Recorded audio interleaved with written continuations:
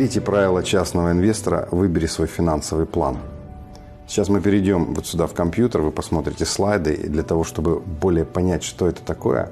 Но одно хочу сказать, что человек даже с доходом или у него остается денег $100 в месяц, он может уже начать откладывать, инвестировать и уже в течение 10 лет создать капитальный доход более $1 миллиона. А если человек еще и занимается каким-либо направлением дополнительного дохода и увеличить свой основной доход, то он может выйти еще на большие доходы, соответственно, откладывать не 10%, а может быть 15%, и еще быстрее увеличить свой капитальный доход и создать капитал в $1 миллион. Сейчас мы перейдем в компьютер, и мы с вами разберем, как это выглядит. Итак, дорогие друзья, мы смотрим таблицу номер 1. У нас есть две таблицы. В одной таблице мы показываем второй столбик. Это заработок в месяц, или человек имеет доход, тоже чистый доход, который остается после уплаты всех его трат, которые у него есть. И это $100, которые у него остается. И вот если либо зарплата, или $100 такие остаются у людей, вот если сумму инвестиций взять 10%, откладывать и учиться инвестировать. Значит, мы смотрим, 10% от $100 это $10 в месяц. Третий столбик это $200, четвертый $300, пятый $400, шестой $500 и седьмой $500.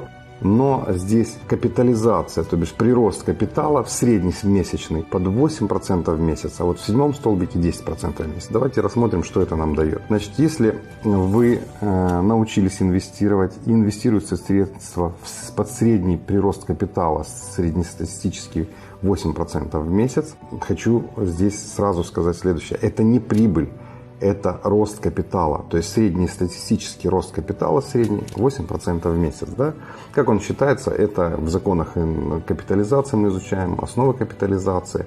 Это есть свободные такие курсы, которые можно будет изучить, что такое основы капитализации. Так вот, средняя капитализация составила прироста капитала 8% в месяц. Если вы уже зарабатываете $100 и научились откладывать по $10 в месяц, и со второго месяца вы уже инвестируете эти деньги именно под 8% в месяц прироста капитала, то уже вы видите, через 10 лет ваш капитальный доход составляет $1 384 019. Если вы $200 зарабатываете и $20 каждый месяц откладываете, мы видим, что в первый год у вас сумма $409.90, во второй 1442.11. Это, то есть, каждый месяц вы откладываете по $20 и инвестируете. И мы видим, что миллион у вас уже через 9 лет капитальный доход $1 099 063.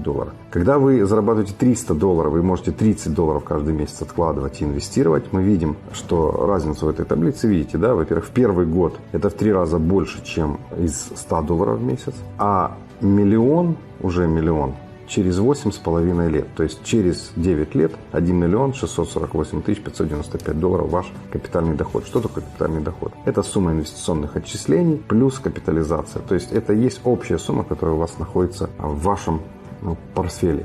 То есть это ваш капитал. Когда вы зарабатываете $400 и $40 каждый месяц откладываете, вы видите, что миллион вы уже заработали через 8 лет. То есть 8 с небольшим лет, и у вас больше $1 миллиона. $500, когда вы зарабатываете $50 каждый месяц, вы инвестируете под 8% прироста капитала, то миллион вы видите, что уже через 8 лет, ровно через 8 лет, даже раньше, у вас $1 090 726.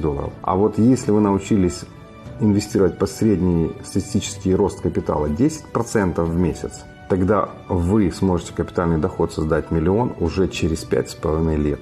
То есть вы видите через 6 лет $1 570 796. Это первая таблица, где мы рассматриваем доходы от $100 до $500.